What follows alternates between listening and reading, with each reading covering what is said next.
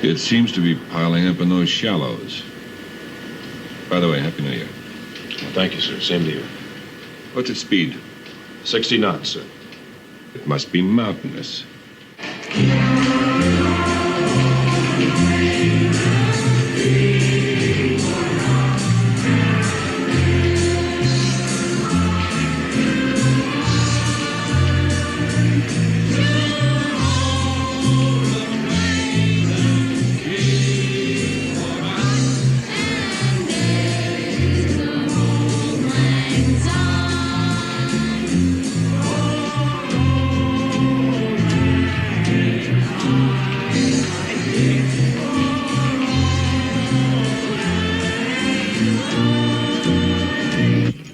Look out. Can you make out anything? Nothing, sir. We have a radar target in the port bow. Keep a sharp watch. Yes, sir. Get my binoculars.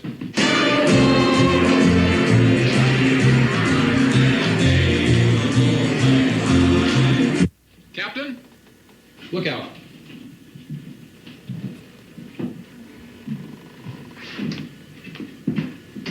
What is it? Look out. On the port bow. I don't know. I never saw anything like it. An enormous wall of water coming towards us.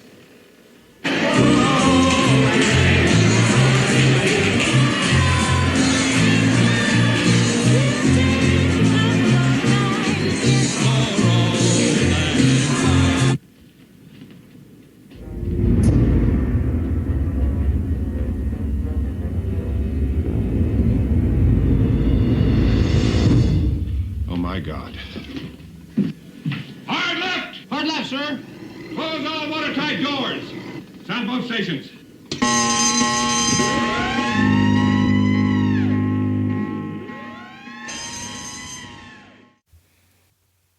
Hello, Happy New Year, and welcome to Book versus Movie. This is a podcast where we read books that have been adapted into movies, and then we try to decide which we like better, the book or the movie. I am Margot P. of coloniabook.com, and this is my good friend and co-host, Margot D. of Brooklyn Fit Chick.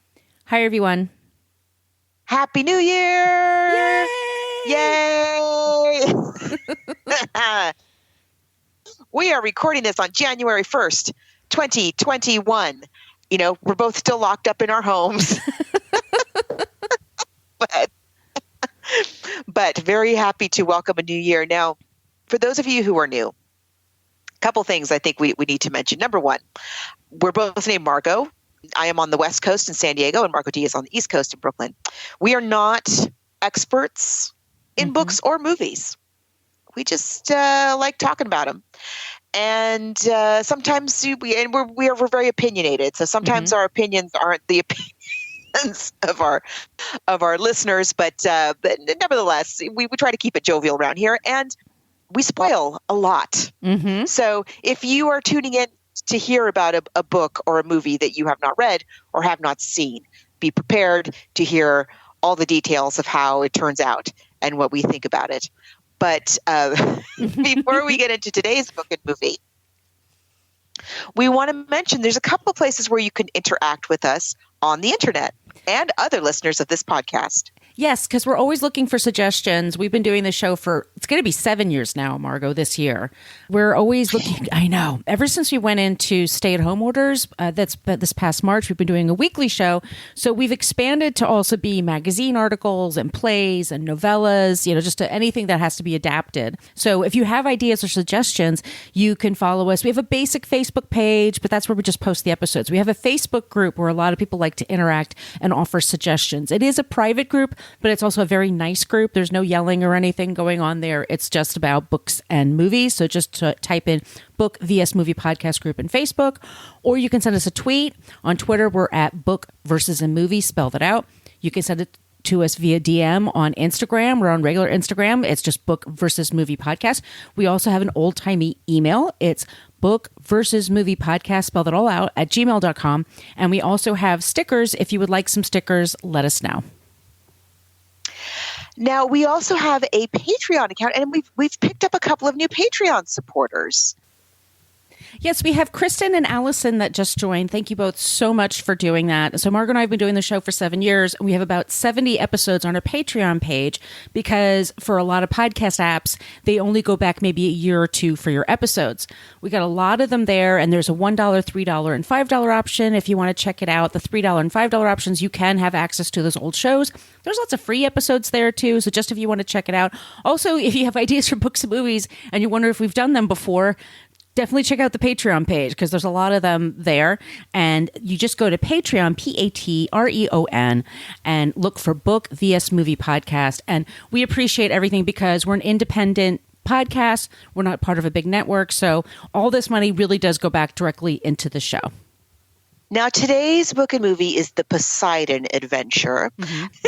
Spoiler alert, movie.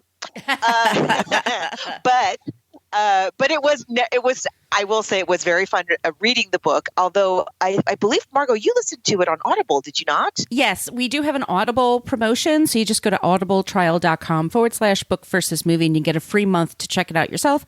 I started to read the book. It is available on Kindle. And about halfway through, I almost threw my Kindle out the window. I got very upset about a chapter. And so I said, you know what? I'm going to go to it's abridged, and it's Dylan Baker, the actor, doing the audio narration for it. And they have sound effects and stuff like that. It was much more palatable. Is that how you pronounce the word? For me to do it that way. To do it that way. Yes. So also it has sound effects. Yeah, I mean, just a little bit like ocean sounds and things like that. So, okay. You know, it takes out some of the skeevier stuff that Margo and I will be talking about in a minute. I should say, by the way, like a trigger warning for this book. We've mentioned this. I think only one time before, and maybe the Warriors. We talked about that. They're in this book, and let's get to the story. But there's a trigger warning if there's a sexual assault that is discussed, mentioned. There's a story around it, and it's upsetting to say the least. So, but we'll get to that. Yes, thank you for mentioning that. There was a lot of stuff that was upsetting about this book. That was probably the most egregious. Yeah, the worst, the bottom of the many. Experience. Yeah. Of many. But again, it's a short list, but there is a list. We have a list. It's times that the movie is better than the book. And this is one of those times. Yes. So we're going to be talking about The Poseidon Adventure. Sometimes, though, a crappy book or a problematic book has a kernel of a good story in there. So, we've had a lot of, our classic example is Jaws, which has a lot of very problematic scenes in the book, which made a terrific movie. And we have, like I said, we have a little short list of really awesome movies that were made out of really not awesome literary sources. This book, I think, was quite a hit, though, when it came out. It's much more, there's a lot that's been cut out of the book. If you're familiar with the movie, there's a lot of plot lines, a lot of characters that thankfully were cut out of the book and not included in the movie. It's a lot of big differences, but of course the main thrust of the story, if you will, is you have this doomed voyage, and there is some good kind of narrative fodder in there that makes a pretty fun movie to watch. But let's go over this book. Well, should we talk about the author first? We should talk about the author. Yes. Yeah. Okay, so let's talk about the author. His name is Paul Gallico. He's born in New York City, 1897, excuse me. And he started his career as a writer for the New York Daily News. He, funnily enough, started writing movie reviews, and then he was so snarky that they put him on the sports desk. And he was a very successful writer, sports writer. He wrote Lou Gehrig, Pride of the Yankees, which became the movie Pride of the Yankees. He's written many books over the years, many scripts, many telescripts. I mean, he also was a traveler. He went all around the U.S. for 50,000 miles, going across the U.S. for Reader's Digest for a year and a half. Fascinating guy. He's traveled all over the world. And in 1969, he wrote The Poseidon Adventure.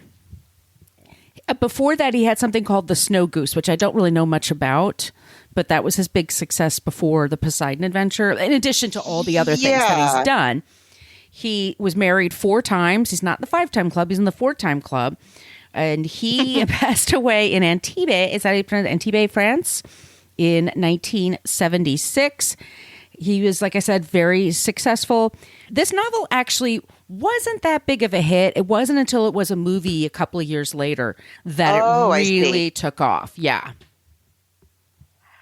You know, I don't know where to begin with this. He's a very well-known author, and he's written some really great stuff. Although, you know, like Lou Gehrig was written in the 40s. The 40s? Mm-hmm. And Snow Goose, his other big hit, was also written in the 40s. It's a love story set against the backdrop of war. This book, I don't know, man. First of all, just from like, okay, let's just put aside the plot and the storylines for a second, and just like on a purely structural point of view here. The book has like many characters, as the movie does, if you're familiar with the movie. There's a lot of characters. And the whole, at least the first chapter of the book, is like nothing but exposition about these characters. But, you know, from the very beginning, the female characters are very cartoonish at best, but it's very like, here's the priest, and this is what he believes. Here's the cop, and this is his point of view. Here's the kid, and she's got a kid brother, and this is their worldview. It's just ba-ba-da, character. Nobody could possibly keep track of all of these people. Mm-hmm. It's very ham-handed. I mean, it's like the racism. It's like to me, the racism from I think in the first chapter. Yeah. With the racism. Yeah. The cop. Homophobia. Yes. Misogyny, sexism. And misogyny anti-Semitism. And sexism for the whole thing. Oh, yes, indeed. Anti-Semitism as well. I mean, I don't know. Sometimes these themes come up in books, you know, like when we talked recently about The Front Page. Mm-hmm. Sometimes these themes come up. Characters say these things in the books to illustrate the misguidedness of these points of view and these philosophies. I'm not so sure that that's what's going on here. It's very sloppy. I feel I found it very clumsy and very sloppy. The whole opening of like just shoving these characters in my face one after the other. It's like, to me, the book is the worst episode of The Love Boat ever.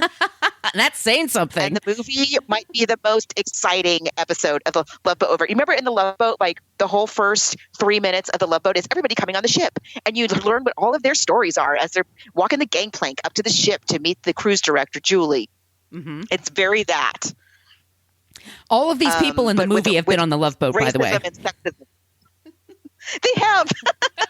So you have, okay, so let's go over who the characters are, because some transfer to the movie and some don't. Where to begin? Oh, we have the Reverend. The police detective. Yes, you go ahead. You have the Reverend Scott. And then there's a second Reverend, right? Mm-hmm. There's 2 clergymen. Scott, of course, is the one who becomes the main character.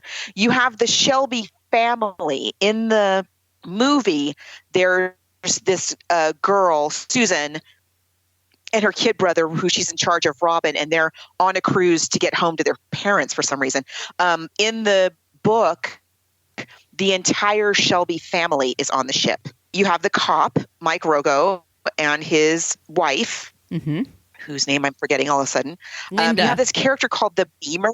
Yeah, Linda, thank you. You have this character called Beamer, who's like a playboy, and you have he's drunk like the whole time, and he's got this girl he's hitting on the whole time. It's let's see, who else? You have the Rosens. You have the Rosens who are traveling to Israel to meet their grandchild, their first grandchild. There's a Turkish, is he Turkish? Yes. Who's not in the movie at all. You have the doctor. Oh gosh, I'm forgetting people already. There's Noni, who's in a band, but in the movie she's in a band, but in the book it's a can group. It's more of a sexy girl dance kind of group. Right. There's another woman that has a crush on the Beamer. There's a guy that's a part of a motor company. I mean, like Margot said, there's a hairdresser. There's all kinds of people. Yeah, there's a hairdresser. Yeah, and then you have the crew itself. Right. So the basic plot of the book and the movie is this. You have this old ship called the Poseidon. It was a beautiful ocean liner. Now it's sort of in semi-retirement. It's a ocean liner / cargo ship. It is on one of its like final voyages or one of its newest voyages under a new ownership. There's this new owner because of the cargo, not because of its cruise. So it's half cargo, half cruise line. Because of the cargo, more businessy part of what the ship's supposed to be doing on the sea, the company is rushing the crew to get the ship to its destination, which I think is Greece, as soon as possible. And in order to be as fast as possible, the company, not the crew, but the company overrides safety measures and says, don't take on ballast. We need you light so you can get over there lightning fast. And so don't take on any ballast. And so what happens is there's an earthquake under the ocean, which happens all the time. It leads to a massive tidal wave, which doesn't always happen, but sometimes. And because the ship is not properly weighted down, it gets capsized by the wave. And you have everybody, first of all, people instantly die because the boat flips over. And you have these parties of people trying to decide what is the most safest option for survival. Do we stay put and wait for people to find help because they have called for help? Do we try to find our way, up to the bottom of the ship, which is now the top of the ship? What do we do? And so they kind of faction off into these different factions. Again, this is a little bit different from the movie. So the Reverend takes this group of people, including the Turk, including Susan and her brother and the parents and the Rosens and the cop and his wife. And they are a party that they're deciding to go to the hull of the ship, which is now at the very tippy top. But a large group also decides to stay behind with the crew who actually understand how the ship is built and what it does. They decide to stay behind with the crew in the dining area. Right. And we follow the people who go with the Reverend. And we'll get into some of the events that are in the book that are not in the movie, but I'm just giving you the broad strokes here. They go through all these adventures trying to get up to the hull of the ship. By the time they get to the hull of the ship in the book, they've been through such hell, all of them, that the little boy, Robin, is dead. Right. He has disappeared. He is dead. Everybody is naked. Yes. Everybody is naked and covered in filth. Okay. Everybody is naked. And they get to the top and the rescue team finds them. And in the book, when the rescue team pulls them out of the ship, they see all kinds of other people who have been rescued from the ship, including the people who decided to stay behind in the dining room, who apparently are perfectly fine. Yeah.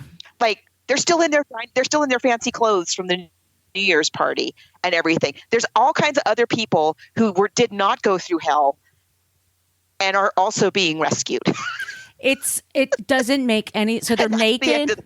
Yeah, and is it Susan or Susan is the one who is assaulted? Well, first of all, Linda and Mike.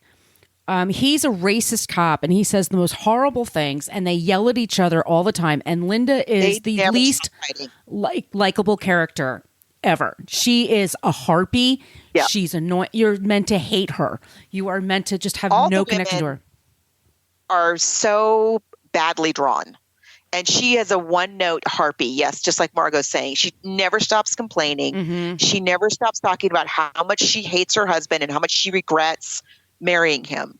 And then we have the Rosens, and it's this very Jewish stereotype of an old Jewish couple, which, there's a character so cringy. And at the end, one of the characters is like, I'm almost feeling feelings for them. I'm almost forgetting that they're Jewish. It says this. Exactly. Ugh. And then we have what happens to Susan Shelby, who's a teenager. And I'll I'll try to be as whatever. She is sexually assaulted, and the rape scene is written by a member of the crew. Right. Well, see, she doesn't know who it is because it's dark. And then as she's sort of trying to figure it out as it happens. And it's trauma. You freeze or you flight or fight or whatever. Like, she's processing. Then she realizes he's a young man that works for the ship. He gets upset, not because he raped her, but because he raped a passenger. He was really hoping to get a maid. And he starts crying. So then she's trying to soothe his feelings. Because she feels bad that he feels bad now because he might get fired for what he did to a passenger. Her. Yeah. And then do they have sex later? Do they have like a No. No.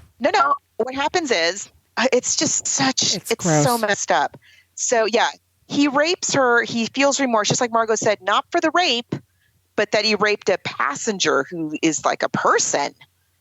Right. Not like not like a woman who just works on the ship, and she's like, oh, you poor thing. And she feels sorry for him, and he dies. Yes. He dies like right after that. At the end of the book, she is being, she eventually she gets back to her family. She doesn't tell anybody what happened. And throughout the rest of the book, she finds herself like thinking fondly of her rapist. And then as she's like at the end of the book, her little epilogue is that she's hoping like maybe she's pregnant and maybe she'll go to the part of England where he said he was from and like meet his family. Like, what? Yeah, she's going to go to Leeds and bring a baby boy to them because they lost a son now because that's the real tragedy. And say what? And say what? And say what, hon? I honestly, I was just like, there are a couple of like Margot. There's sex scenes in this book that are just like, ugh. I mean, that's not a sex scene; that's a rape scene. But there's a couple of sex scenes that are really gross. But the way these people speak to each other, it's just not how humans be. They just become depraved in no time. Right. Yeah. And yet I don't feel like the book is about that. Right. Because they start out that way. It's like, of course, that's what's going to happen. The cop's wife, who never stops complaining, her complaining she loses her grip on things. She gets impaled on it. It's just so gross. And then it's this awful, disgusting scene, which they then bring up again and again and again and again. I mean, exactly. At some point, it's just like, ugh. And then, like, you finally get to the end of this book, and you're like, okay, finally, they're off the ship, they're being rescued. We can all like relax now. Oh no, we're not through with the xenophobia. Like, they're apparently there's like multiple crews that show up to rescue these people who would have died without them. Yeah, and one of them is a German crew, and so I forget who it is on the ship. On the rescue boat with the people we've been following, is shouting at the German crew, because they have like leftover resentment about World War II. I mean, it's ridiculous. It's ridiculous. It's ridiculous. It's unnecessarily everything. It's unnecessarily everything. Yes. Was like, I was so glad to be finished with this book. I just don't understand why. First of all, why are you writing this book, sir? I don't know. And he's a good writer, obviously, but this is not a good book. It's not a good book, but it is an interesting idea. The broader themes of the recklessness of these capitalists who are, knowingly risking lives to make a buck. And what happens when you have these relationships that can put in this very extreme situation?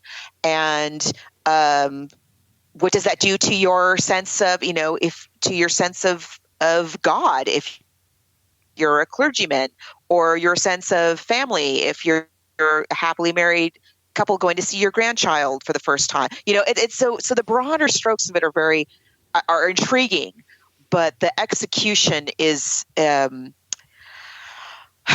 Not fun. No, it's just an ugly little book. It's just ugly. It's just like I said, I almost threw my Kindle out the window. I was so angry. I was so upset. It was much easier for me to deal with the story when it was just Dylan Baker reading it. But even then, like, I can imagine he must have been a few times like, you really want me to say this? They abridged the text, but there's still like, it's got this slimy kind of film to it. Yes, it was written over 50 years ago. We totally get that. But I couldn't after a while. I was just, so anyway, can we stop talking about the book and then go to the movie? Yeah, let's do. All right, so I'm going to play a trailer. It's the official trailer from the time, and then we'll go right into the Poseidon Adventure, the movie.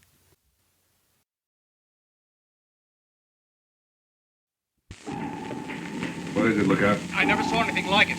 An enormous wall of water coming towards us. In the early morning hours of New Year's Eve, Gene Hackman, Ernest Borgnine, Red Buttons, Carol Lindley, Roddy McDowell, Stella Stevens, Shelley Winters, Jack Albertson, Pamela Sue Martin, Arthur O'Connell, Eric Shea, and Leslie Nielsen were aboard the SS Poseidon when it was hit by a 90-foot tidal wave. Oh, my God. And capsized. The Poseidon Adventure. The most exciting escape adventure of our time. Follow me! It took the lives of the 1,400 people on board and changed the lives of the few who would survive. Climbing to another deck will kill you all. And sitting on our butts is not going to save us either. Don't look down.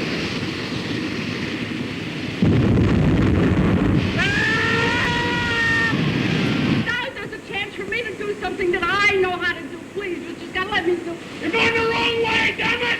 Who do you think you are, God himself? That's the way out. The combined talents of 15 Academy Award winners bring you Irwin Allen's production of The Poseidon Adventure, a Ronald Neame film, coming from 20th Century Fox. I just love these movies that were Irwin Allen films in the 70s. I don't know if you remember them, Margot, because they just were these big, outlandish productions. And this is just... He just did everything. Yes. Big. First of all, I am a huge fan of some of his television work. Lost in Space. I loved Lost in Space. I loved Land of the Giants. I love Voyage to the Bottom of the Sea. He's also known for The Towering Inferno, if you've ever seen that. Love it. Yes, he does every huge. Yes, huge. So he produces this. Our director is Ronald Neame, and this cast is just incredible. I mean, the Oscar winners that are in this, we have Gene Hackman, Ernest Borgnine, Red Buttons, Carol Lindley, Shelley Winters, Roddy McDowell, Stella Stevens, Jack Albertson, Pamela Sue Martin, she will always be Nancy Drew to me, and Leslie Nielsen, and Eric Shea, who played a kid in like every movie up to the point of Airplane. He was in everything. Yeah. And it's the same thing here. He was in everything. And it's the same like there with the book, but they just pare everything down. We just have a few stories. And Gene Hackman just won an Oscar for The French Connection. And then he went and did this. People just did that back then. Like a part is a part. And he plays a very angry preacher who really, like, he says God doesn't like losers. Yeah. He's very, I know. And what I really like, which is kind of true in the book too, that's sort of the character that is in the book as well. But what I liked about the movie was like he's preaching his point of view, and the other clergyman on the book is like in the movie, is like, sheesh, man. Like, give it a rest. Not everybody's Iron Man. Can you calm down? He has a ton of energy. He's Gene Hackman and his Gene Hackmaness. I mean, he's just like he's yelling. His throat his vocal cords must have been killing him by the end of this production. Boy, it's a lot of yelling. Whole lot of yelling from Gene. He looks great too. I think this is like when he looks his best. It's the 70s perm kind of thing going on. I like it. I'm liking it very much. Yep, I'm there for it. Yeah. I mean, the whole thing is so fun. Again, this is like the best, like, of if Love Boat ever did like a dark dramatic episode, this would be like the best of that. Ernest Borgnine. Have we talked about As him before?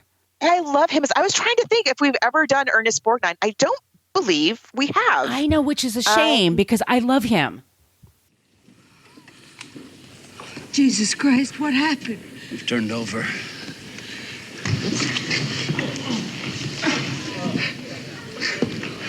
It's okay. Linda? It's okay. Linda, honey. You all right? Hi. Hey, Where the hell have you been? what do you think? Flying around on my ass.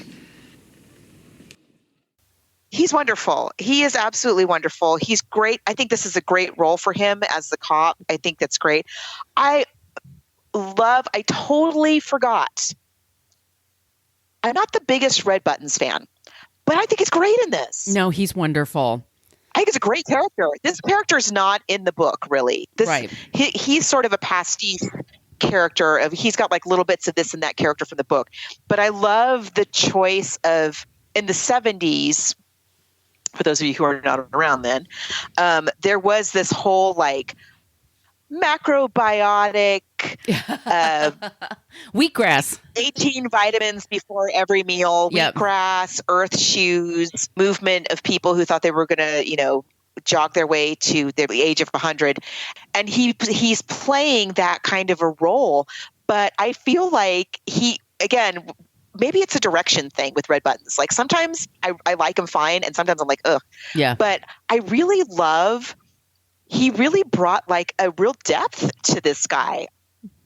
I thought it was a really good performance. I thought it was wonderful. I mean, I love him and I love Jack Albertson and Shelley Winters as the Rosens. Aren't they? I love them together. We talked about Jack Albertson when we talked about Willy Wonka and the Chocolate Factory. Yes. He plays the grandpa. Did we ever do Lolita? No, and I don't remember want if to. We did. No, it's a very difficult book to get through. Yes. But I absolutely adore Shelley Winters. I think she is so underrated. I think she's wonderful too. I loved her in Roseanne. She was great on Roseanne. Yeah. And she was nominated for an Oscar for this role. I think deservingly so. I think what she does with this role from the very beginning, when you very first meet the Rosens, they have a believable relationship, and you really buy not just the love that they have for each other, that they have this history, that they've really gone through some stuff. I mean, I just really bought it. She gained 35 pounds, she said, just to get the part. I'm as old as Shelley Winters, by the way, as she was at this time. Like that old lady on the screen, everybody keeps yelling that she's old. I'm like, holy shit, that's me now. But she's aged up. Yes. Yeah. She's aged up, by the way. Yes. But yeah, 50 used to look a lot different, everybody. But she used to be a swimmer. And Shelley Winters took lessons and like would wear like a scuba suits in her backyard and took lessons in diving, so that it would be really believable. So at one point she rescues everyone. Yeah, and it's super, but she's funny and she's self-effacing. And I mean, there's, like I said, there's a lot of yelling in this movie. but there's also some humorous moments, and she just kind of provides for both. Oh, she's absolutely brilliant in this. I could watch this just watching her. And speaking of aging up, Leslie Nielsen, who, our generation thinks of as a comedian, a very funny, the airplane movies. And remember Police Story? Police Squad. Police Squad. I loved Police Squad. That was jokes funny. Were so bad, but they were, just his deadpan delivery and Naked Gun series and all of that. If you're a Golden Girls fan, when the series wraps, that's who Dorothy marries and rides off into sunset with Leslie Nielsen. Spoiler. And I think he kind of was a prematurely gray guy, but in this movie, he's very serious. He is the captain, and he's aged up. He's like, they've grayed his hair. I think he's really good. Yeah, everybody's good in this. Everyone's good. I love. So it starts with we're getting to know all of the characters, and there's like the waves are like hitting the boat really bad, And so the boy is going up to the mast, like to talk to the captain when he should be in his cabin. I mean, it's obviously dangerous, but they just amuse him. And then we go and we meet Linda and Mike. Linda's in her bed and she has seasickness. And the doctor comes over and Ernest Borgnine is just screaming. Mike is screaming at the doctor, "You don't know what you're doing." They have this relationship where they yell a lot, but Linda gives it back to him and calms him down. Right. Which is different from the book where she's... There is love in this relationship. Yeah. He's a cop. She was a sex you worker. know, there's those couples. Yeah. Yeah. There are these couples that are just loud. You know, that's how they communicate with each other. But they love each other at the heart of it. Like in the book... it's first of all, he's not giving anything back. He's not yelling at her. In the book, she's only yelling at him, and there's just like no love there. She says she doesn't love him, but in the movie, I love that. I love that you have these like two really strong characters, and they have problems, but they've worked through a lot of them, and they love each other very much. So I really love the way that relationship. Was presented and without any judgment. Exactly. Unlike in the book. Yes, exactly. And then we have the band where there's Noni and her brother that she's singing to. Okay. Can you get that song out of your head? Please, because no, I can't either. It's so, first of all, I remember it being stuck in my head in the 70s when I was a child. Yes, same here. The song. It was a very, very popular song. But So what's her name that plays Nani?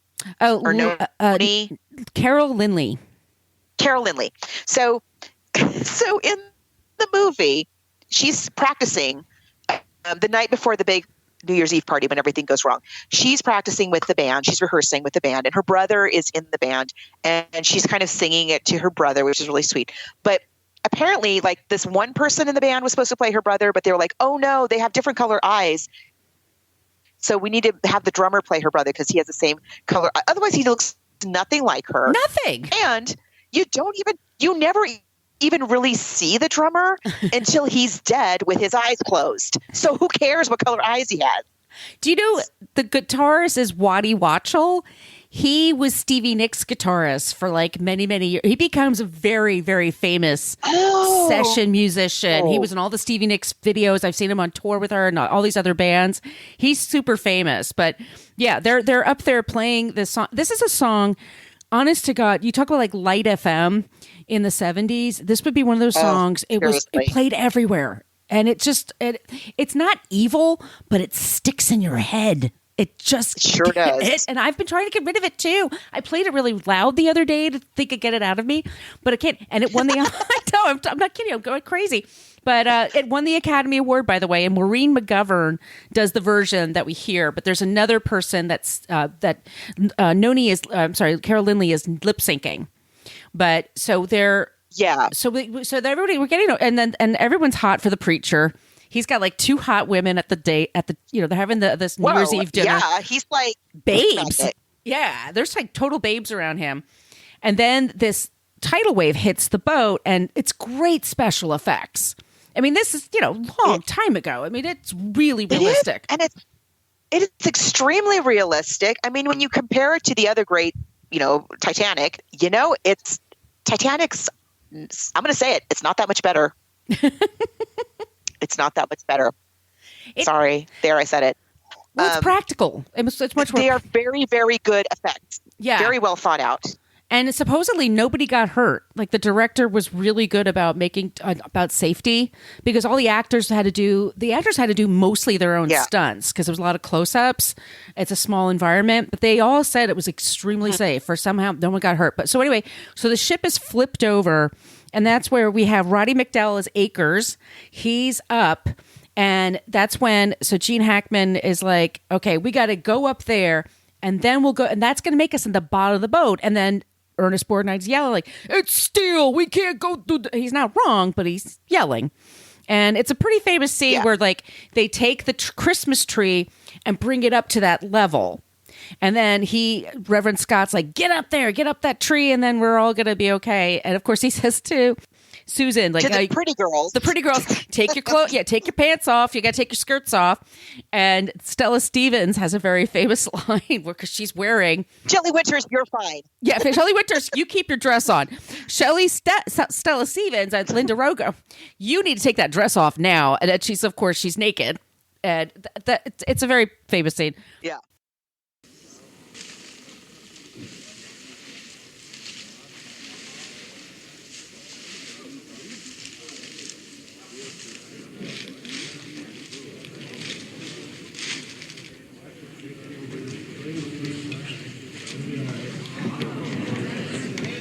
It's a cinch! Come on! All right, now the rest of us. Okay, so you get us up there. Then what? Through the kitchen. And deeper into the ship until we reach the hull. That way. Then you just kick out the bottom and you swim ashore, huh? Maybe you can just yell, "This is the police," and it'll open right up. Don't be a smart ass. Susan, you're first. And you can't climb in a long gown, so it'll have to come off. Okay?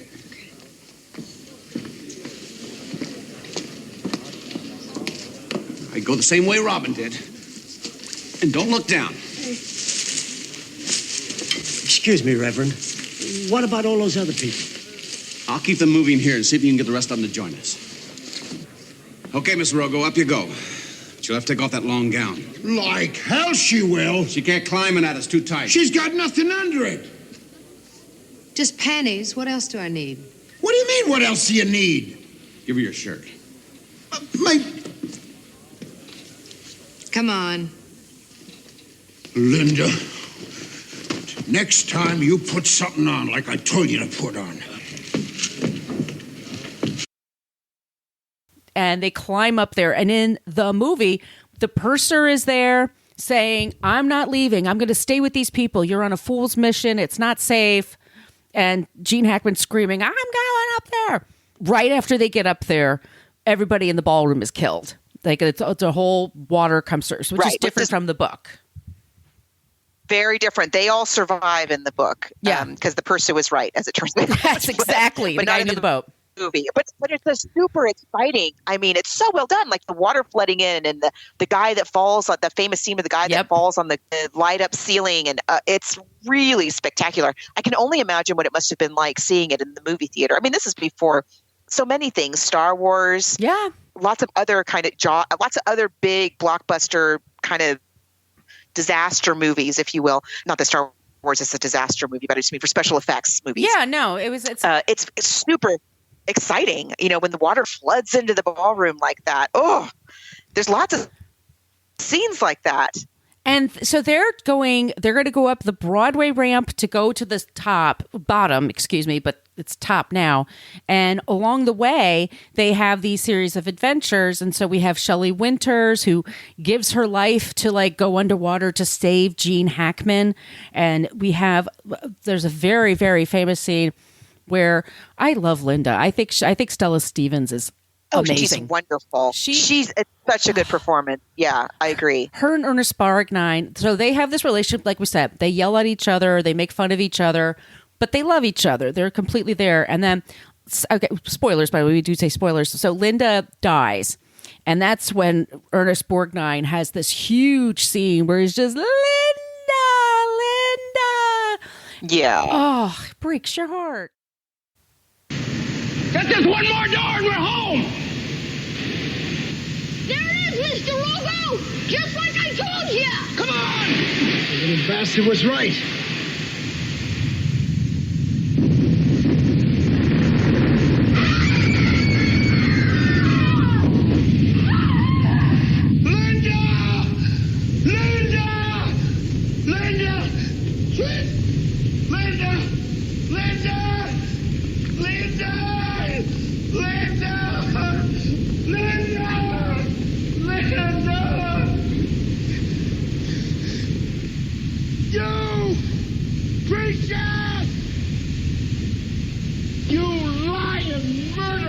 Son of a bitch!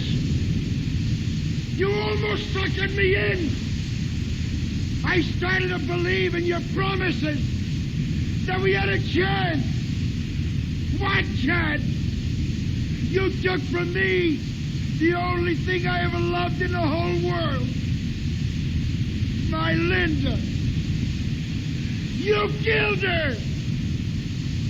You killed her! You killed her! You killed her! He's just totally, they commit to it. The actors totally commit to it. They treat everything as truth, and this is what's really going on, and this is how we're getting through it. And that's what makes it work. And you know what I really like? This is not in the book at all, but a really cool choice that I think the movie made, among many cool choices that the movie made, was to have, this preacher is like, you don't really know what's up with him. And like, why is he so angry? Number one, he has no chill. He has no chill whatsoever. Why is he so sure that this is the way to go? But a choice I thought was really, really awesome that I completely had forgotten about over the years was there's this whole thing throughout the sequence from the time that the boat capsizes, that the little boy, Robin, who is very curious, and we established early on that he runs all over the ship and he makes friends with the crew, and that's how he gets into the captain's the control deck. So he knows that the little boy knows the ship, and so a lot of what they're doing and the directions that they all decide to go is based on what the little boy knows, which I think is such a great choice. Like in the book, he dies pretty early on. And there's nothing like that whatsoever. They're really kind of blindly going in the book. But I thought that was a really cool choice. I agree. And I think it's, like I said, it's very, very believable. The subplot. So here's a question I have for you. So do you believe that Red Buttons is in love with Carol Lindley and vice versa? Do you think like Noni and James, or are they just friends? Because some people write that they're a couple, and some people write that they just have affection for each other. I mean, he's 40 years older than her, if he's a day. He's much, indeed. And I kind of wondered about that. And, it is the 70s. It would not have been unusual for them to write it that way. But in watching it with the 21st century eye, I thought really a lot about the very first scene where we're introduced to Red Buttons and he's like jogging on the ship, and Shelley Winters says, this is a guy who is completely alone in the world. Like he literally has nobody. Like he's taking care of himself and he's jogging and he's doing all this stuff to live a long time, but he doesn't really have anybody that he's living for or, who's on this journey with him. So I feel very much that here he's somebody, this time what I saw was here he's somebody who doesn't have anybody. He's trying to push on, but he really doesn't have a family waiting for him. He doesn't have a wife. He doesn't have a boyfriend or anything. And he meets Noni, who has just lost everything in her life. So she also now has nothing. And I think he just is I sort of got it as, I'm used to living without anyone, so I'm going to help you through this. Yeah. Very much just as a friend. And I didn't think that there were any moments that he Red Buttons. Again, I really think it's a great performance. I never got that he was playing ever, that he was like into her in that way. He was just there for her and helping her was what I got. What did you get? No, I got the same thing. I always thought it was silly when people say that. I thought it was almost like father-daughter like. But like you said, he also was just somebody who had life experience, and he probably lost people before, so he kind of understood how to take care of her. There's a lot of people that there's quite a few that fall by the wayside. I mean, we lose Belle, and we lose Linda, and we lose Akers, Roddy McDowell. I'm spoiling everything for everybody. I mean, you think about it when then there's a great scene where Gene Hackman is sacrificing himself for the ship. He's hanging. Yeah. And he's just like, come on, God, what do you got in you? Come on,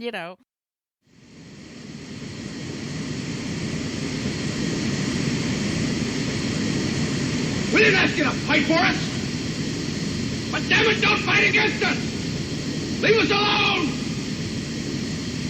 How many more sacrifices? How much more blood?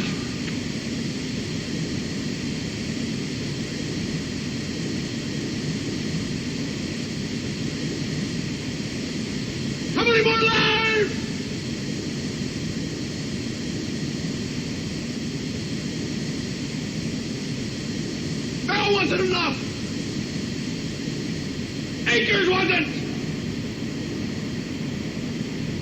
this girl! You want another life? Then take me!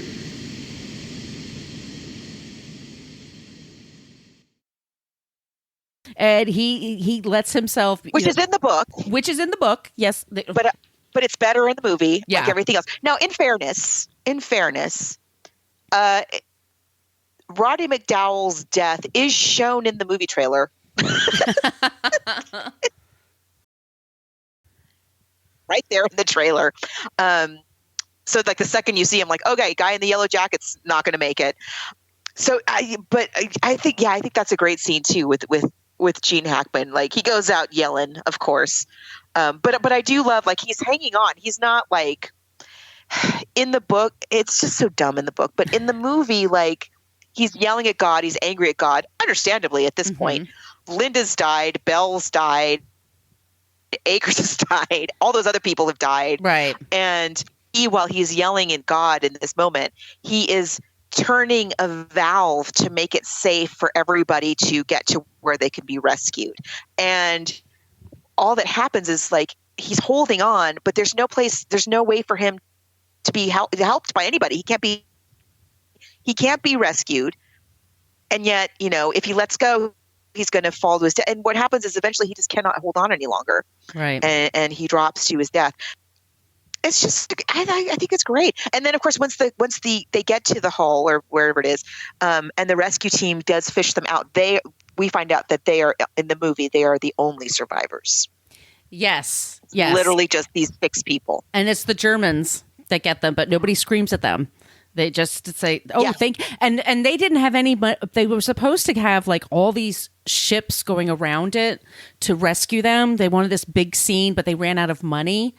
So they basically, the actors didn't even know this. They just threw them on a helicopter. That was just one helicopter. Just one helicopter, threw them all on there. They all look like, what? What? And they just throw them all on, and then they take off. And then you think about it, I'm like, God, all those people that died, and like half the couples now are widows. And I'm just, oh my God, it's like a real emotional journey. And they don't make them like this, right. Especially with really, there was a Poseidon Adventure that was made a few years ago, but it's like super talented people don't do this anymore, or they don't make it for them. Like 20 great character actors, Yeah, they're all just really good. And that is what makes it so watchable. And also, just a lot of things. First of all, just like the big extravaganza of it is so well done. Mm-hmm. And even though you have like the puny little helicopter at the end, I'm not mad about it. Yeah. It's fine. You've taken me on a big fun adventure. That's okay. But yeah, these character actors and just the caliber of acting is so, so good. Just, the whole thing I think is really, really, really well done. And so, so fun. It flies by. Yeah. And you will never get that song out of your head. Never. I'm sorry, you guys. Yeah. It's. But you can also just watch this over and over again, and you discover something new each time. There's just always. Yes. It really has that repeatability about it. Stuff. Yeah. Indeed. And then there were all these movies, like Margot said. There was The Towering Inferno, and there was Earthquake, and there was Airport 77, then Airport 79. There was all these disaster movies that came out for a while, and then it kind of went away. And then they came back in the 90s, but this was like the first one, I think, that I can think of that was just like this huge, big hit. Yeah, I think Airport came out first, but this is just like, it's on a whole, even Airport was quite something, but Poseidon is a completely different caliber of disaster movie. Like it really ups the bar for everything that comes after it. It's terrific. Yeah. I really enjoyed it. I really enjoyed the whole thing. I love the wardrobe. I love the ship design. I love all the stuff that was shot on the Queen Mary. Mm-hmm. The whole thing, the Christmas tree, which I think that's in the book. Yes. But I love the way that they did it in the movie. I think it just perfectly executed. Everything. Just like, I just feel like it's so well thought out. It's so, like, so many details were considered. And Shelley Winters. And she's so great. And come on. She was nominated for an Oscar for that, and she won the Golden Globe for her performance, and she deserves it. She's really, really good. It's a very compelling, levels going on. So good. funny. I just love her. Yeah. So movie. Movie. Not even close. Not even close. Not even by a long shot. No, it's definitely movie. It's a great movie. It's a great movie. I wish I could say it was a great book, but sadly I cannot. No. So what are we doing next? Well, so we've had a few suggestions. Father of the Bride. Dangerous Liaisons. There was First Wives Club we wanted to do. The Ghost of Mrs. Muir. Yeah. Oh. What is the connection between Poseidon and the Ghost of Mrs. Muir? There is one. Let's see. I'm forgetting what it is. Although one thing I forgot to mention, that I discovered, who plays Mr. Rosen and who played Grandpa in Willy Wonka and the Chocolate Factory. His sister. Oh, here it is. This is what it was. His sister is Mabel Ida Albertson, and you remember Bewitched? Of course. Okay, so Darren's boss, Larry Tate. Larry Tate would come over. Oh, Larry Tate's wife. She's Darren's mother. Darren's mother is Jack Albertson's sister, and she was also on The Ghost of Mrs. Muir. Oh, okay. The TV series, not the movie. That's his sister that played Darren's mom, who was always just confused and had a headache. And she always had to be taken home. I was just going to say, there's Somewhere in Time. We had The Perfect Storm, but we've already had a disaster. Maybe we'll wait a few months for another disaster. Yeah. Oh, that's one of the things I was going to say about Poseidon Adventure, and perhaps one of the reasons why I'm judging it so harshly, is that I think that The Perfect Storm is a very good book. Oh, absolutely. Although it's based on a true story, it's a very, it's a similar disaster at sea kind of story. I think it's a much better example of that kind of genre. And I did think about it a lot reading this book, Poseidon. But maybe The Ghost of Mrs. Muir might be fun. I haven't seen it in ages. I have not seen it in ages, and it's 190 pages, so that's not too bad. Okay. That seems doable. Yeah, let's do The Ghost of Mrs. Muir, the movie and the book. Great. Awesome. All right, you guys. So be sure to follow us on all the things. We have a private Facebook group. Just type in Book vs. Movie Podcast group in Facebook and ask to join. Please follow us. Wherever you get your podcast, be sure to subscribe. That way you'll never miss an episode. If you do use Apple Podcasts, if you can leave us 5 stars in a review, that'd be amazing. No pressure. We have a Patreon page if you want to check it out. Some of the things there are free. It's Patreon, and just look up Book vs. Movie Podcast. Social media, we're at Twitter, Instagram, Book versus Movie. Our email is bookversusmoviepodcast@gmail.com. And Margot, where can they find you? You can find me online at coloniabook.com, and all of my social media callouts are at She's Nacho Mama. And where can they find you? You could find me at Brooklyn Fitchick for Twitter and Instagram, and my blog is brooklynfitchick.com. And here we go with the closing credits. It's got to be the morning after. I'm sorry, I had to do it. Thank you so much for listening to the Book versus Movie Podcast. We are a part of the Frolic Podcast Network. You can find more podcasts you will love at frolic.media/podcasts. We follow the hashtags LadyPodSquad and Podern Family. If you want to support the show, you can go to our Patreon page, go to Patreon, and look for Book versus Movie Podcast. We have a basic Facebook page, but we also have a private Facebook group. Go to Facebook and type in Book vs. Movie Podcast group if you want to join that. You can follow us on Twitter and Instagram at Book versus Movie. Spell all those words out. If you'd like to send us an email, it's Book versus Movie Podcast, spell that all out, at gmail.com. You can follow Margot D at Brooklyn Fitchick on social media, and Margot P at She's Nacho Mama. Thanks so much again for checking out our show, and we'll be back soon with a new episode.